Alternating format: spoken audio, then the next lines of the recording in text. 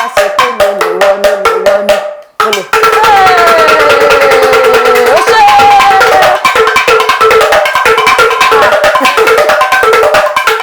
Ṣé ẹ máa ń lùlù fáwọn eléégún? Mi ò lùlù fáwọn eléégún. Tí lùlù fún mi dẹ̀ tí lùlù fún mi dẹ̀ lè lè ṣe? Tán bá pè yẹn ẹ lè ṣe? Kí nìdí? Because èmi máa ń ní like kéèyàn create standard fúnra yẹn. Òwe bẹ́ẹ̀ tán máa gbé bí 1 million wá 1.5 million ìlú 2 hours 1 hour ẹ máa reconsider.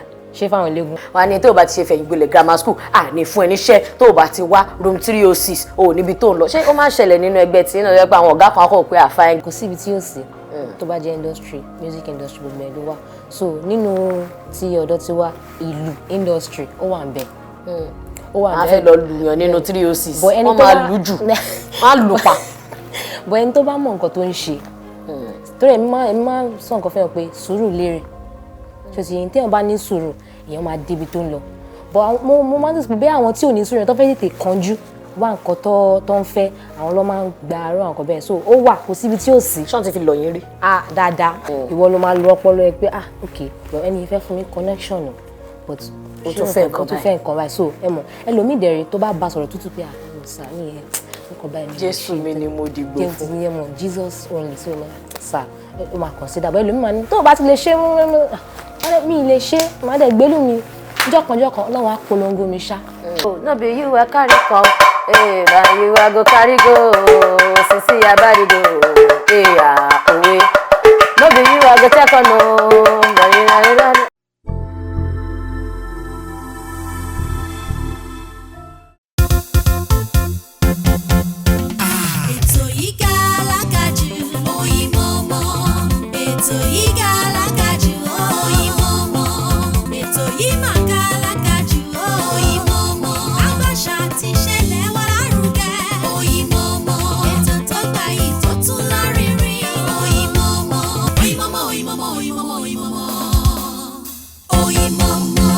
Ṣẹ̀kẹ̀rẹ̀ ò kí ń lọ sóde ìbànújẹ́ ibi tí a bá ti bá ṣẹ̀kẹ̀rẹ̀ ibi ayọ̀ ibi ijó ibi tí a bá ti bá ìyáàlù ibi tí a bá ti bá bàtà omele kí tiẹ̀ ní significance gbogbo àwọn ìlú yìí tó jẹ́ ìlú àbáláyé táwọn baba ńlá baba wa ti fi lé wa lọ́wọ́ táwa ọmọ gan ta dẹ̀ tún fi lé àwọn ọmọ lọ́wọ́ lórí ètò lẹ́ni òní mo fi gbé àlejò tí a mọ̀ sí Àyàngbémisọ́lá.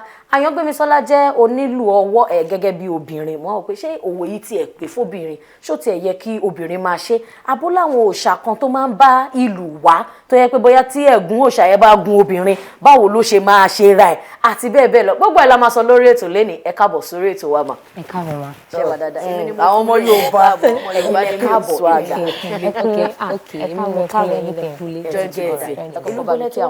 Ogun State níbo lógún Abẹ́òkúta káàsán ẹ káàárọ̀ owó gángan wà mọ káàbọ̀ àtẹkùnlé tí bá ní kẹka abídílédè Yorùbá ṣiṣẹ́ lè kà àmọ́ kó yẹ Àyàngbémisọ́lá ó ní orúkọ okay all right orúkọ mi ni lẹ́rù sí mi. ó ti dàbẹ̀ ẹja àfilẹ̀ ẹ má jà lọ fà Àyàngbémisọ́lá ẹ jẹ́ ká wò báwo ni ìlù lílù ṣe bẹ̀rẹ̀ how did you develop the interest ṣé ilé lẹ ti kọ́ ni àbí tẹ like tẹ wá lọ kọ́ mímọ̀ ẹ̀ níléèwé.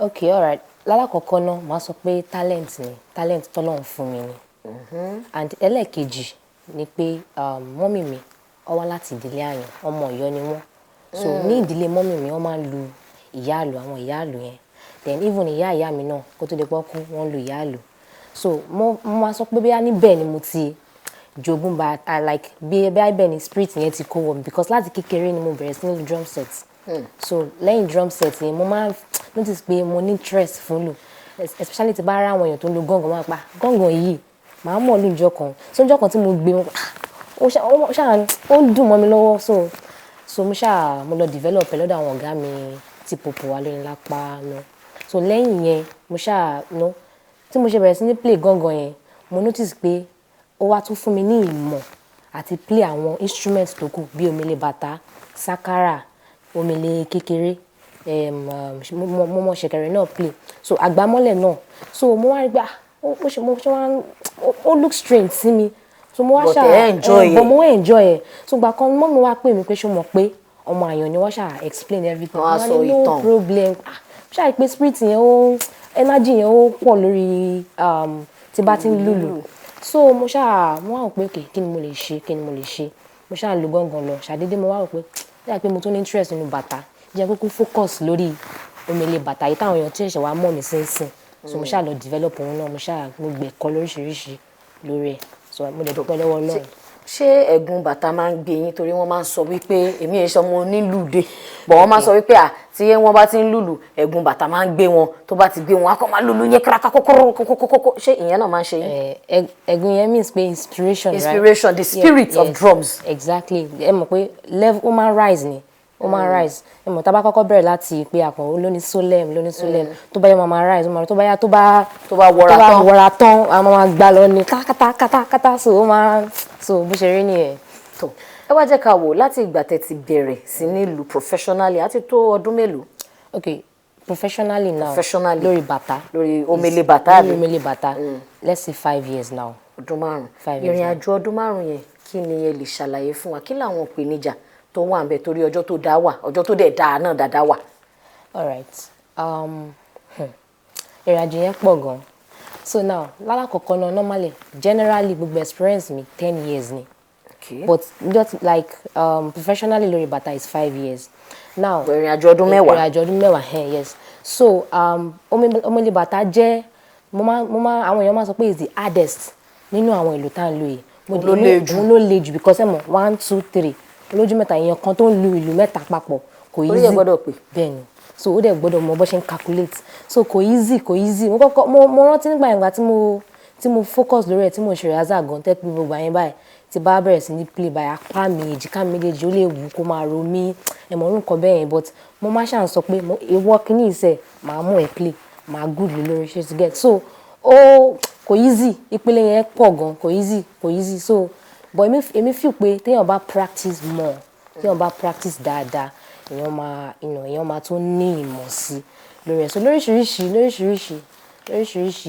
experience. àmọ́ á nígbà kan tẹ́ ẹ ti wò kódà pé lù mí ní ìlú mọ́ bóyá kí lù lọ lọ́tọ̀ kémi gan lọ lọ́tọ̀. bẹ́ẹ̀ irú ọ̀rọ̀ wo ló ṣẹlẹ̀ nígbà yẹn. níjọ́ yẹn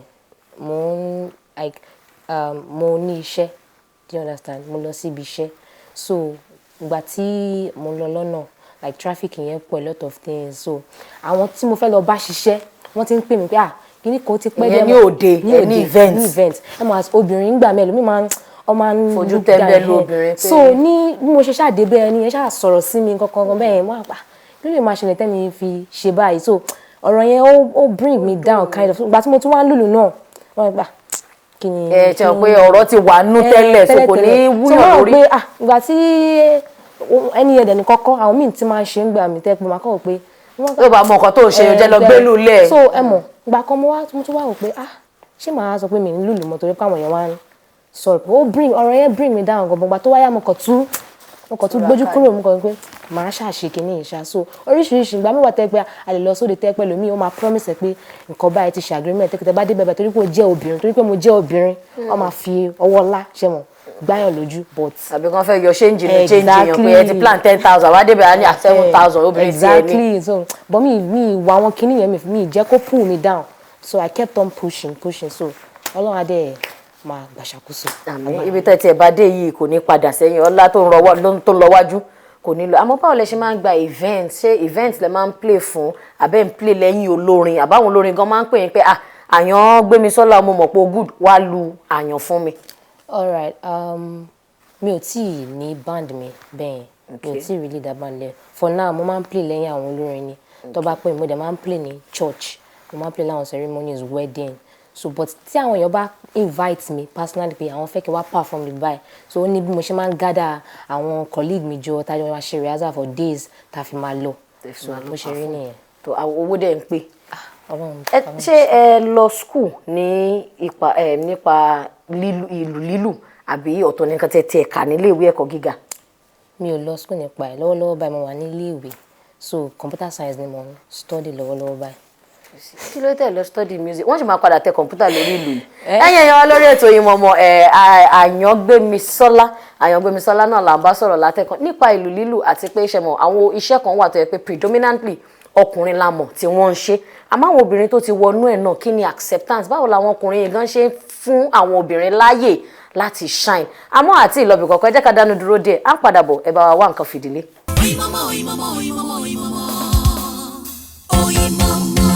Omele Bàtà mo mọ̀ wípé ẹgbẹ́ onílù wà ṣé ẹ̀yin darapọ̀ mọ́ ẹgbẹ́ àbí wọ́n máa mọ̀ pò lẹ́yìn kéèyàn kankan wá darapọ̀ mẹ́yìn gan fúnra ẹ̀yin ẹgbẹ́. ẹ mọ̀ pé kéèyàn tó dá dúró èèyàn náà máa wà lára èèyàn máa kọ́kọ́ wà lára band kan náà so mo dá dúró náà mo dẹ̀ wà lára àwọn band. ẹgbẹ́ tí mo sọ association ẹgbẹ́ onílù bẹ́ẹ̀ ni abdon bẹ́ẹ̀ ni. ẹ wà nínú ẹgbẹ́ onílù ẹ bá mi káwọn ẹgbẹ́ onílù yín. ẹ̀yin ẹgbẹ́ onílù mò ń kí yín o. tọ́lọ́rin bá máa sọ wọn á ní àkọlà fọ́mọ olórin o gbogbo wọn lọ ní slogan àwọn alága náà ní tiwọn òde ayọ̀ kí ni slogan yín káàmọ̀. ok ẹ̀yin ọmọ Anígilájé Anígilájé ló máa ń pè wá so mo kí yín o ìlú àgbè wa o. ìlú àgbè gbogbo wa wá sọ̀rọ̀sọ̀rọ̀ náà ọ̀rọ̀ àgbè wa wà ní tẹnugbó bí ọ̀wọ̀ ká má lọ dáràn kò ní nice. ó dà nínú ẹgbẹ́ kí ni ẹgbẹ́ gan gbìyànjú láti ṣe fún ẹ̀yin ọmọ ẹgbẹ́ ṣe mọ̀ pé association mi bóyá ìpèníjà wà ẹgbẹ́ ẹ bá wa dá sí o irú àwọn onítíátà ẹgbẹ́ káàkiri wọ́n mọ bó ṣe ń gbìyànjú láti tún gbé iṣẹ́ yẹn lárugẹ kí ni ẹgbẹ́ Anígilájé ń ṣe. ok nínú ẹgbẹ́ títí wa a máa ń ran ara wa lọ́wọ́ number one then number two a máa ń bí akéèyàn kan ní nǹkan like bí ẹnìyẹn ní nǹkan ní láti ṣe tó bá pe ẹgbẹ́ máa ràgàbó a dẹ̀ tún máa tún fún ara wa ní connection gbókè níwọ níbi báyìí ó nílò èèyàn kan lóṣogbo onílù kan àti oníbàtà so nǹkan tí ẹgbẹ́ wa máa ń ṣe nìyẹn. àwọn mọ̀ pé káàkiri nínú àwọn ẹgbẹ́ àti nínú àwọn iṣẹ́ profession generally wọ́n máa ní irú àwọn onítíátà tiẹ̀ lójú pọ̀ lára wọn wọn á ní tó o bá ti ṣe fẹ̀yìngbọ̀lẹ̀ grammar school ní fún ẹ níṣẹ́ tó o bá ti wá room 306 o níbi tó ń lọ ṣé ó máa ń ṣẹlẹ̀ nínú ẹgbẹ́ tí nínú ẹgbẹ́ àwọn ọ̀gá kan kọ̀ pé àfáàngẹ̀ ọmọ ló dáa tó yìí pàdé mi ṣé yẹn náà wà ń bẹ̀. kò síbi tí yóò sí tó bá jẹ́ industry music industry gbogbo ẹ̀ ló wà so nínú ti ọ̀dọ̀ ti wá ìlú industry ó wà ń bẹ̀. ó wà ń bẹ̀. a fẹ́ lọ lùyàn nínú 306 wọ́n máa lù jù wọ́n á lù pa. bọ̀ ẹni tó bá mọ nǹkan tó ń ṣe torí èmi máa sọ nǹkan fẹ́ràn pé sùúrù lérè ṣòsì èyí téèyàn bá ní sùúrù èèyàn máa débi tó ń lọ bọ̀ mo máa ń sọ pé àwọn tí ò ní sùúrù tó fẹ́ tètè kánjú wá nǹkan tó ń fẹ́ àwọn ló máa ń gba aró nǹkan bẹ́ẹ̀ so ó wà kò síbi tí ò sí. ṣọ́n ti fi lọ yín rí. dáadáa. as fine girl black beauty adumadan ebony kí ló dé. blush because ojú tẹ́ni á fi máa wọ́n ní pé ọmọ ìṣá báwo lẹ ṣe wá kógojá báwo lẹ ṣe escape. ok lálákọ̀ọ́kọ́ ẹ mọ̀ kí mo sọ pé sùúrù ni so ẹ mọ̀ orú nǹkan bẹ́ẹ̀ yẹn tó bá ẹ mọ̀ gbé wá tó bá gbé súnmọ́yàn ìwọ ló máa lo ọpọlọ ẹ pé ok but ẹni fẹ́ fún mi connection o but o tún fẹ́ nǹkan báyìí so ẹ mọ̀ ẹlòmíì dẹ̀rẹ̀ tó bá bá sọ̀rọ̀ tútù pé ẹ mọ̀ sá ní ẹ nǹkan báyìí ni Jésù mi ni mo dìgbò fún ní ẹ mọ̀ Jesus only so sá ó máa consider but ẹlòmíì máa ní tó o bá ti lè ṣe mi lè ṣe màá dẹ̀ gbélú mi jọ̀kanjọ̀kan Ọlọ́run á polongo mi ṣá so bó ṣe rí nìyẹn. ṣe ní ìlú yìí ẹ sọ pé ẹ máa ń bá àwọn churches lùlù at everything ṣé ẹ máa ń lùlù fáwọn eléégún. mi ò lùlù fáwọn eléégún tí lùlù fún mi dẹ̀ tí lùlù fún wọn mi dẹ̀ lè fínà. ẹ lè ṣe tó bá pè yẹn ẹ lè ṣe kí nìdí. because èmi máa ń ní like kéèyàn create standard fúnra èèyàn do you understand kò ń ṣe bí gbogbo lọ́tílé ẹ̀kọ́ ti máa ríyàn lóòótọ́ kínní oríṣiríṣi nǹkan ló wà ọ̀n lò fún àwọn eléégún ọ̀n lò fún church ọ̀n lò fún gbogbo ibi tèmi yàn pé òkè ibi báyìí mo fẹ́ máa lò tèmi ní church àti àwọn pati kankan so. ẹni ọjẹ one spanner down wọn ò ní lùlù fún mi but wípé tó máa gbé bí 1 million wá 1.5 million ìlú 2 hours 1 hour ẹ máa reconsider. ṣé fáwọn eléégún. owó mà ní kẹ̀kẹ́ yìí rere 1.5 ìlú 30 minutes. standard téèyàn wá like ó má ta a lot ibi báyìí ni mo fẹ́ kọ́ ti máa rí mi ibi báyìí ni mo fẹ́ kọ́ ti máa rí mi. mi ò criticize àwọn eléégún yẹn náà. ló pé bọ̀tì nǹkan tèmi fẹ́ ṣe lélẹ̀. fẹ́ ṣe lélẹ̀. téèyàn bá wá léèyàn fẹ́ lu ìlú yìí professionally bí ọdún mélòó léèyàn máa fi kọ́ ní iṣẹ́ kéèyàn tó mọ̀ torí mo mọ̀ wípé púpọ̀ náà àwọn tó ń wò wá nílé ń sìn àwọn ọmọ wọn lè ti máa gbá ìgò mọ́ tébù kan ti máa fi ṣíbí lu ìlú wọn ò pé ìwọ o fẹ́ yọmọ onílù bí oṣù mélòó àbí ọdún lèèyàn lè fi kọ́ tó máa fi mọ̀. ṣẹ̀rí tó bá jẹ́ ìyẹn tá à ń pè ní talking drum ṣe mọ̀ pé ìyẹn simple gan. ìyẹn gángan ìyẹn nílò bí oṣù mẹ́ta but tó bá fẹ́ jẹ́ professional ó depend lórí bó bá ṣe grab sí tó bá ṣe lè tètè grab nǹkan sí but kí èèyàn bá fẹ́ jẹ́ professional tó bá ti lè ṣe rehearsal back to back ó lè 1 year ti tó lórí talking drum bó ṣe wáyé lórí eléyìí ó le gan gidi mi ní parọ́ gbà tèmi náà kọ lóòótọ́ mo ti mọ̀ bọ̀ǹgbà tí mo wá bẹ̀rẹ̀ sí ní kọ I think mo lò bí 5 months 5 months ẹ̀ ń dẹ̀rẹ̀ kó ṣe pé mo every time mo máa ń rehearse back to back ojoojúmọ́ bẹ́ẹ̀ ni every time so tá a bá sọ pé èèyàn fẹ́ di professional lórí ilé ẹni tó bá mọ nǹkan tó ń ṣe at least ó máa lò bí 2 to 3 years because ní every 2 to 3 years ó ti lọ university. No ṣe mo wá tí mo fi sọ bẹ́ẹ̀ èèyàn kì í kọ́ ọgbọ́n tán bẹ́ẹ̀ mi sìn every year ni mo máa achieve nǹkan lórí bàtà every year ni mo máa good sí ó depend lórí bá ṣe rẹ̀ so every year mo máa so mi lè sọ pé iye ọdún báyìí ni ẹni yẹn fi máa but at least ẹni yẹn 3 years ló máa fi jẹ́ professional because the more bá ṣe ń rehearse ó máa get new rhythms new styles lórí. ẹ bá mi gbé ìlú yẹn kọ ká gbọ́ àwọn new rhythm tẹ́yìn gan tiẹ̀ ti discover lẹ́nu ọjọ́ mẹ́ta torí bẹ́ẹ̀ ni gẹ́gẹ́ bí olórin náà tó lórin bá ń kọrin àmà tó bá ti mú àmà wo sound àmà òpókè flow èèyàn kan ti wá sórí ètò wa tí mo fún láwọn lines kan àwọn pick up lines kan tóun gan wò pé gidi gangan ni àmọ́ àwọn nǹkan tẹ́ ẹ ti kọ́ ẹ jẹ́ káwa náà mọ̀ ṣé ẹ máa ń kọrin tẹ̀lé ni àbí ìlú yẹn kàn máa kọ́ máa flow bó ṣe gbóòwe ní ti problem yẹn wá èmi gan fẹ́ sọ́ọ̀sì. máa lu nǹkan tẹ gbọ́ ẹ má wọ̀rẹ̀ níyà.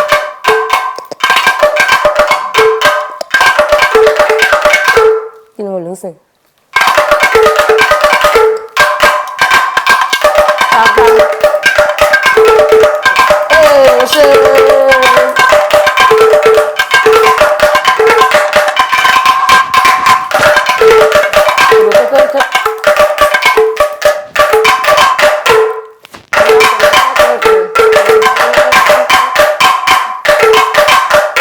tún gbá ilé ẹ wò mí ẹ tún mi wò. ẹ̀yin lẹ sọ pé ká wò yín ẹ sọ pé kán wo èmi ẹni ẹ wò mí ẹ tún mi wò báwo lèmi èmi ń wò yín náà ó yẹ jẹ́ ká máa túnra wa wò bẹ́ẹ̀. ṣé kí tútù lù fún yín.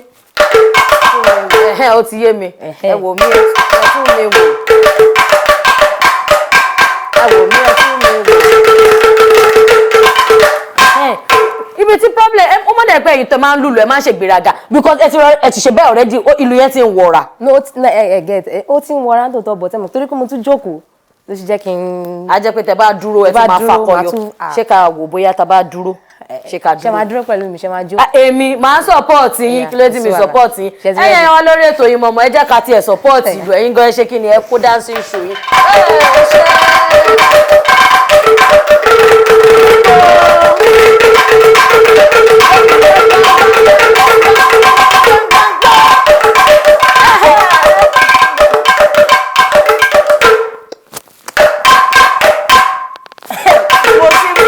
Oh my God.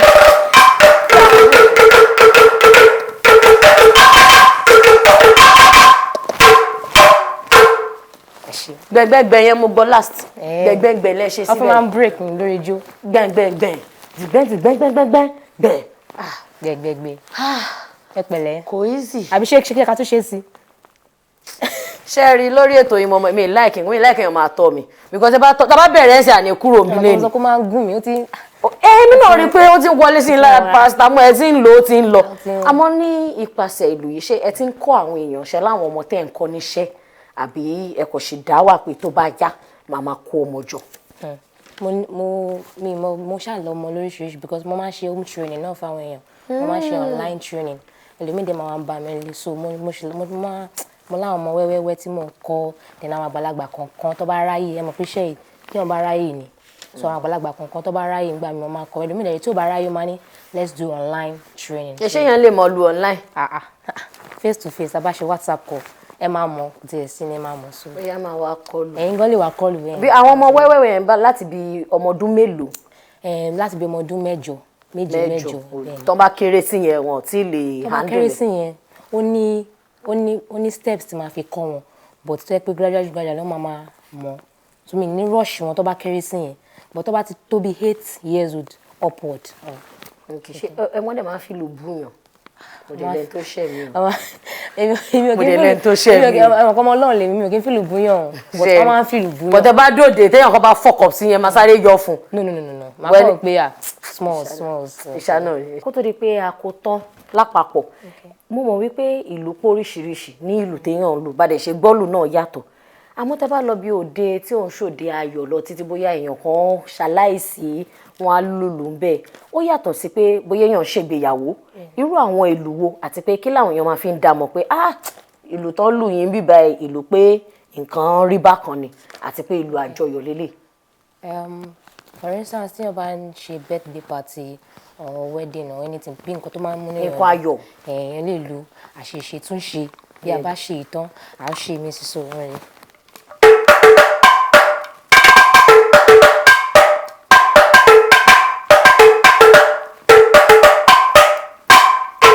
So tó bá jẹ́ nǹkan tó yẹ pé ó bani nínú jẹ́ tó yẹ pé bí òkú sìn a lè lu tó bá jẹ́ bí nsìn òkú àgbà tó ti kú lẹ́yìn ọmọ mi ni ó sin mí tí mo bá dàgbàlagbà tí mo bá darúgbó ọmọ mi ni ó sin mí a lè lu òkú olówó oṣù 2 òkú tálákà oṣù 3 òkú ọlọ́mọ àṣe tún ṣe. ó yẹ jẹ́ ká wo òkú olówó.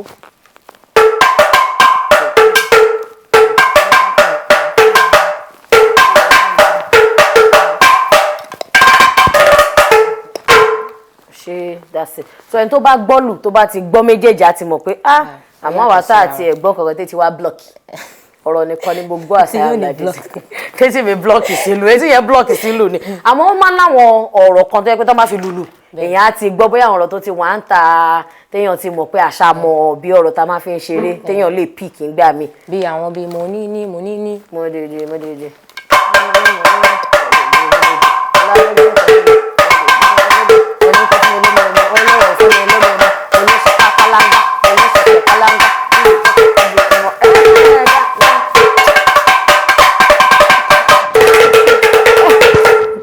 ẹ̀dẹ̀ lẹ́yìn play fáwọn eléégún àmọ́ ṣe lè fi play fún hip hop bóyá Davido ń kọrin Wizkid àwọn orin wọn tá a mọ̀ yẹn ṣe lè fi play. ó depend lórí ẹ̀mọ̀ beat ni okay. beat ni àwọn kìíní yìí àní life àní wọ́ra ní funk àní so beat lórí ata ní hip hop beat náà. ó yẹ jẹ́ ká wo baby yóò yá wojú wo no be you I carry come na you I go carry go sisi abadi go òwe no be you I go check on o. So ẹ lè tún kọrin mi tó because mi kọrin mọ́ ẹ kọrin já ṣe sàláwà ẹ fi tún orin wàrà lẹ fún mi mọ́mí wa tún wàrà sàláwà ẹ wo láti ọ̀dọ̀ olùléeṣẹ́ wa àti àwọn partners wa Kellogg's Nigeria wọ́n ní kò ní dá kẹ́kọ̀ọ́ wa lo energy ṣe wọn pẹ́yìn náà ti sọ pé iṣẹ́ apá ni a máa nídìí láti grease apá yẹn bí ìgbà tí ẹ bá ń grease bọ́ríìsì mọ́tò oúnjẹ dẹ̀ lèèyàn fi ń grease ara wọ́n ní kí a gbé fún yín pé kẹ́ má bínú pó kéré gan o kò tó táìmù yín àkókò yín tí a ti gbà lénìí tí ẹ fi wá kọ́ àwọn èèyàn lórí ètò yẹn mọ̀mọ́ nípa ìlú àti passion yín fún ìlú ẹ̀gbà. ó ṣe díẹ̀ o ó ṣe díẹ̀ o eléyìí ó pọ̀. eléyìí ò wá pọ̀ ẹ bá wa dúpẹ́ lọ́wọ́ àwọn iléeṣẹ́ wa. ẹ̀yin iléeṣẹ́ tẹ fún mi ní AK Media Studio. ẹ ṣé gan ọwọ́ yẹn á máa ròkè o iléeṣẹ́ yóò ní jóná o lágbára Ọlọ́run á túbọ̀ máa gbé yín ga sí. àwọn máa tẹ̀síwájú ẹ ṣeun gan ni mo gbà ládùúrà fún yín pé iṣẹ́ yín náà kò ní takú fún gbogbo ẹ̀yin ọkùnrin mo mọ̀ wípé iṣẹ́ ìlú ó jẹ́ iṣẹ́ ọkùnrin it's a male dominated industry àmọ́ mo kọ́kọ́ fẹ́ dúpẹ́ lọ́wọ́ ẹ̀yin ọkùnrin tẹ́ máa ń fún àwọn obìnrin láàyè láti gbèrú tẹ́ máa ń pè wá síṣẹ́ tẹ́ máa ń fún wa ṣe pé bíwọ náà ti ẹ̀jọ́ obìnrin o lè làmìlaka nínú iṣẹ́ yìí fún gbogbo ẹ̀yin ọkùnrin tí ẹ wá wò wípé obìnrin báwo obìnrin kìíní kan rárá bọ́lá ń ṣe dáadáa náà ló dá Ifá nínú ẹ̀yin ọkùnrin náà ló ti yọ ìhà àwọ̀bẹ̀ lóòótọ́ a lè stubborn ìfilẹ̀ fún wa àmọ́ ẹ mọ̀ pé wọ́n máa sọ pé òun ẹlẹ́gẹ́ lóbìnrin ẹ dákun ẹ máa tọ́jú wa ẹ máa fún wa láàyè á sínú competition á bá yín figagbága á kàn ń béèrè ààyè pé níbi táyìn ọkùnrin náà bá ti ń fìlù dára ẹ jẹ́ káwọn obìnrin náà ká máa tiẹ̀ ṣó pé a ní ọpọlọ lórí díẹ̀ ká lè máa fi support yín níbi tí a máa dá dúró sí lórí ètò yín mọ̀mọ́ lénìí òun lélẹ̀ ìdùnnú àti ayọ̀ tí a fi bẹ̀rẹ̀ òun náà la fi fẹ́ parí gbogbo ẹ̀yin tí ẹ̀ ń darapọ̀ mọ́ wa tí ẹ̀ ń pè wá tí ẹ̀ ń comment orí post wa lórí YouTube lórí Facebook a dúpẹ́ lọ́wọ́ yín nítorí pé tí ò bá sí ẹ̀yin kò lè sí àwa Dámilọ́lá Bánirẹ́ ò kàn lè máa rojọ́ ṣáàkì má rẹ ni wò inú dídùn òun ló móríyá eléyìí náà ni mo fi sọ fún yín wípé ìdùnnú àti ayọ̀ kò ní dágbére fún yín o ní gbogbo ìgbà tó bá tún ní actor musician footballer anybody who are there kódà kẹfẹ ká gbé bàdà Sanwó-Olú bàdà Jídé ẹ ṣe kí ni ẹ kọ lẹ́tà sí wa ẹ̀yin ẹ fàtẹ̀jíṣẹ́ ránṣẹ́ sí wa ẹ encourage wa ẹ dẹ̀ má gbàgbé pé ìpolówó òun làgùn mu wò afẹ́lẹ́ ìdúpẹ́ lọ́wọ́ Kellogg's Nigeria tí wọ́n partner pẹ̀lú wa tí wọ́n wò wípé nǹkan tá à ń ṣe náà ó kó ojú òṣùwọ̀n wọn bá wa dòwò pọ̀ ẹ̀ṣin iléeṣẹ́ yín ò ní jóná níbi tí a máa rí mọ́lélé orúkọ tèmi ò yípadà Olúwadámilọ́lá Ọmọbánirẹ́ ká tún fi èrè àti ayọ̀ pàdé nígbà mìíràn ó dìgbà. nínú bá ṣe pé mi lè wọ nínú wọ ni mo lè fẹsẹ̀ dún fẹsẹ̀ dún fẹsẹ̀ dún tó bá ṣe pé mi lè wọ nínú wọ ni mo lè. ó ṣe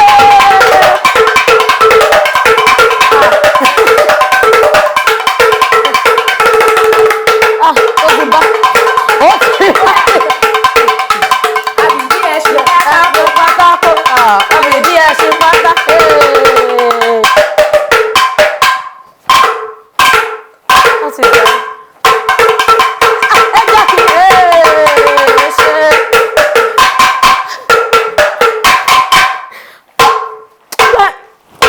wọ́n bọ̀ wá bá mi ó ṣe. ètò yìí gàlágàjù òyìnbó mọ́ ètò yìí gàlágàjù.